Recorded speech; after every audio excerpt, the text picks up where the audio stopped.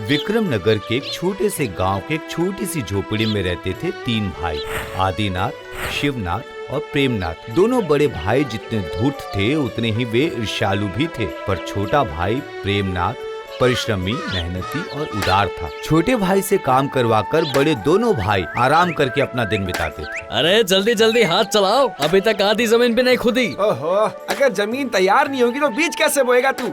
ये काम हो जाए तो फिर ले जाना लकड़ी काट के, कोई बहाना नहीं चलेगा। हाँ, क्या देता हूँ। नहीं भैया, बहाना क्यों बनाऊंगा मैं? आप फिक्र मत करिए, मैं सारा काम कर दूंगा।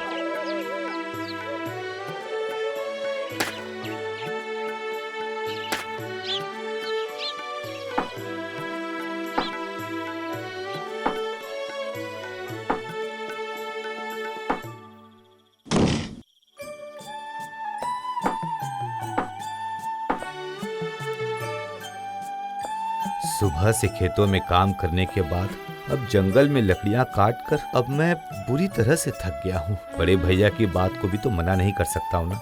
ठीक है, अब इन्हें बांध कर घर ले चलता हूँ।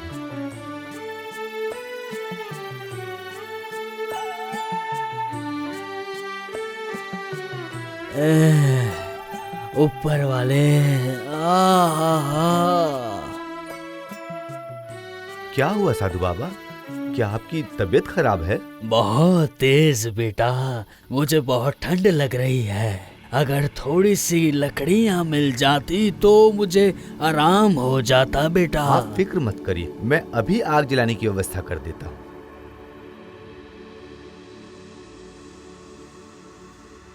ये क्या कर रहे हो बेटा तुम? ये क्या कर दिया?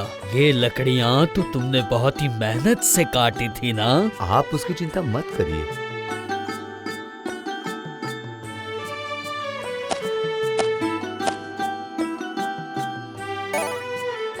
सिर्फ आग जलाने से तो आप ठीक नहीं होंगे ना बाबा? आपको कुछ दवाइयाँ भी तो चाहिए होंगी ना? किंतु इस जंगल में... ये जंगल जादुई जंगल है बेटा, यहाँ सारे रोगों की दवाई पाई जाती है। तो फिर बताइए ना बाबा, आपकी बीमारी कैसे ठीक होगी? लगता है तू मुझे ठीक करके ही मानेगा। सुनो, नदी के उस पार लाल फूलों का पेड़ है। अगर तुम जाकर वहाँ से मेरे लिए दवाई ले आओ तो मैं स्वस्थ हो जाऊंगा।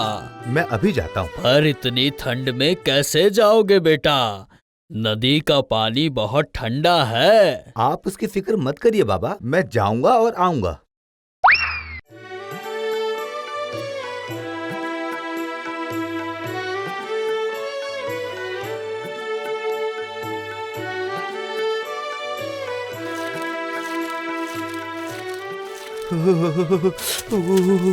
हे ऊपर वाले, साधु बाबा ने जिसके बारे में कहा था, जरूर ये वही पेड़ है।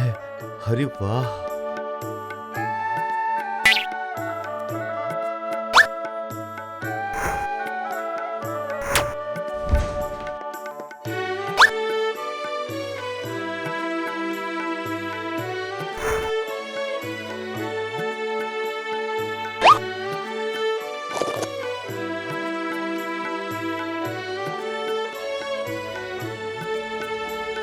अरे वाह, आप तो बिल्कुल ठीक हो गए। तो फिर मैं चलूं बाबा? जाओ, ऊपर वाला तुम्हारा कल्याण करेगा। निकम्मे, तूने दोपहर से आखिर किया क्या है? किया क्या है तूने? बता मुझे। मैं लकड़ियां काट कर ला ही रहा था भैया, पर अचानक...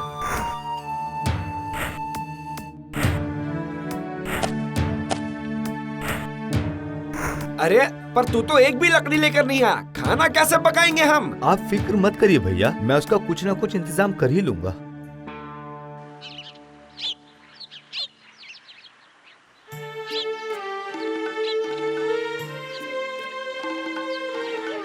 क्या हुआ है राजवैद्य जी? क्या राजकुमारी की? अभी भी राजकुमारी के शरीर में जान है महाराज, पर इनके शरीर में ऐसी कोई भी हलचल नहीं हो रही है। मैं जितना कर सकता था मैं कर चुका हूँ, अब सब ऊपर वाले के हाथ में है महाराज। ये कैसी मुश्किल घड़ी में लाकर खड़ा कर दिया ऊपर वाले। इतनी विशाल संपत्ति, धन, खजाने, क्या किसी के भी बदले मैं अपनी बेटी को बचा नहीं सकता क्या? नहीं नहीं नहीं, ऐसे हार मान लेने से काम नहीं बनेगा। एक आखिरी कोशिश तो मुझे करनी ही पड़ेगी। हाँ हाँ बिल्कुल।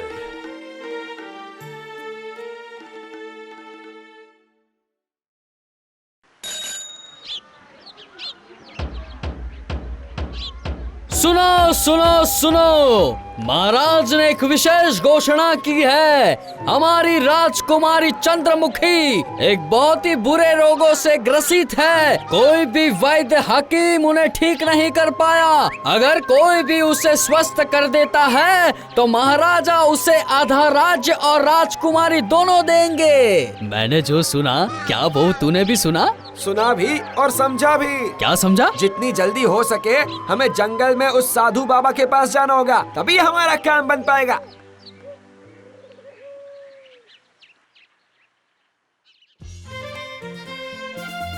महाराज, मैं आपसे वादा करता हूँ, मैं आपकी राजकुमारी को बिल्कुल स्वस्थ कर दूंगा। अच्छा, अगर तुम ऐसा कर सके तो मैं तुम्हें अपना आधा राज्य दे दूंगा और राजकुमारी से तुम्हारी शादी भी करवा दूंगा। ये मेरा तुमसे वादा है। आप शादी की तैयारियां शुरू कीजिए महाराज। मैं यूं गया और यूं आया। वाह वाह वाह वाह वाह, बड़े होने का फायदा भैया ने अच्छे से उठा लिया।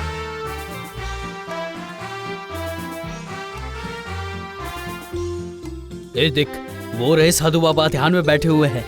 जाकर उनके पैर पकड़ लेता हूँ मैं। बाबा जी मुझ पर दया कीजिए। अरे अरे, ये क्या कर रहे हो तुम? अरे बेटा उठो। तुम हो कौन बेटा? जी बाबा, मैं वो लकड़ी काटने वाले का भाई हूँ जो आपकी मदद करने आया था ना कल। अच्छा, वो लड़का, वो तो बहुत ही अच्छा लड़का है, पर तुम्हें क्या चाहिए? हमारी राजकुमारी की तबीयत बहुत ही खराब है बाबा। हकीम वैद्य कोई भी ठीक नहीं कर पाया उसे। अब आप ही कुछ कीजिए। समझ गया, तुम उसे ठीक करना चाहते हो, यही ना? हाँ, अगर आप मेरी थोड़ी मदद कर दे तो बाबा।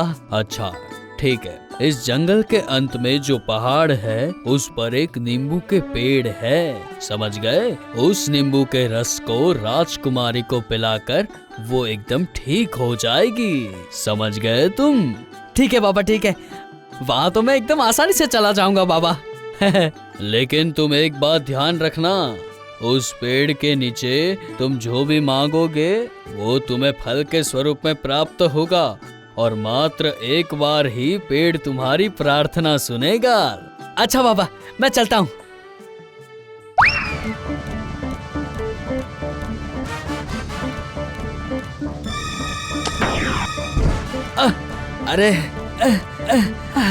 अरे कितना बेकार रास्ता है। मेरी तो सांसें फूलने लगी। हे ऊपर वाले, और तो और मैंने सुबह से कुछ भी तो नहीं खाया है।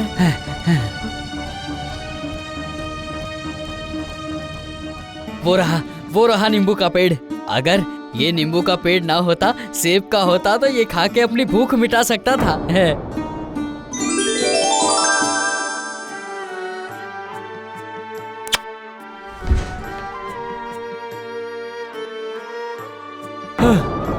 अल्लाह, ये क्या हो गया? मैंने जो सोचा था ये तो वही होगा। अब मैं नींबू कहाँ से लेकर आऊं? हाय हाय हाय हाय हाय।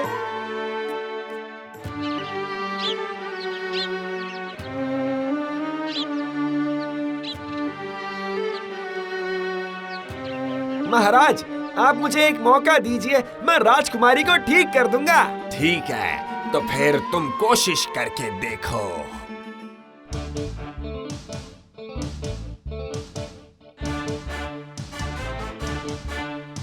तुम्हें राजकुमारी के लिए दवाई चाहिए ना? हाँ बाबा। ठीक है, इस रास्ते के अंत में जो पहाड़ है उससे पहले जो नींबू का पेड़ है, अगर तुम उस नींबू को तोड़ के लाने में सफल हो गए तो राज्य और राजकुमारी दोनों ही तुम्हारी हो जाएगी। लेकिन सावधान, उस पेड़ के सामने जाकर कुछ सोचना मत, समझ गए? हाँ हाँ बाबा।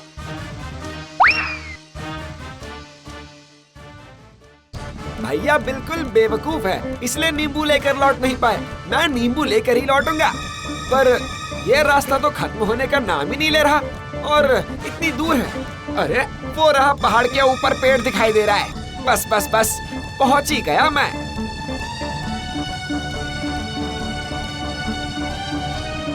अगर ये एक नींबू का पेड़ ना होकर एक बरगद का पेड़ होता तो उसकी छाया में थोड़ा सो लेता। अरे ये क्या है? ये क्या हो रहा है? नींबू का पेड़ तो बरगद का पेड़ बन गया। अब मैं क्या करूं?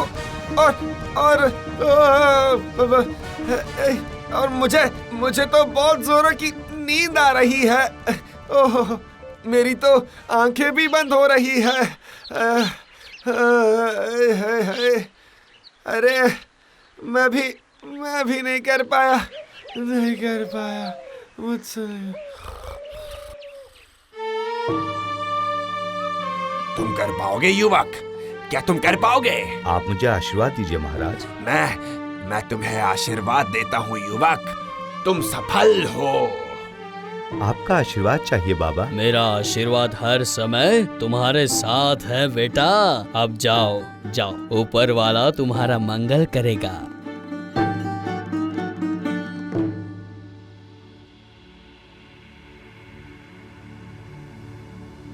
ओह, कितना कठिन रास्ता है ये।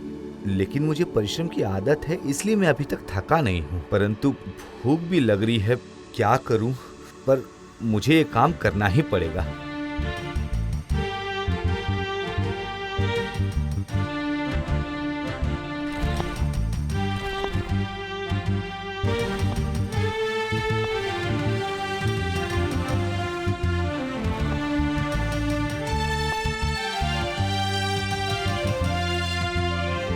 ये रहा, सामने ही है वो पेड़। अगर बड़ा कुछ पाना है तो छोटी परेशानियों के बारे में सोचना नहीं चाहिए। कैसे भी हो, मुझे ये नींबू ले जाकर राजकुमारी के प्राण बचाने ही पड़ेंगे और मैं ये करके रहूंगा।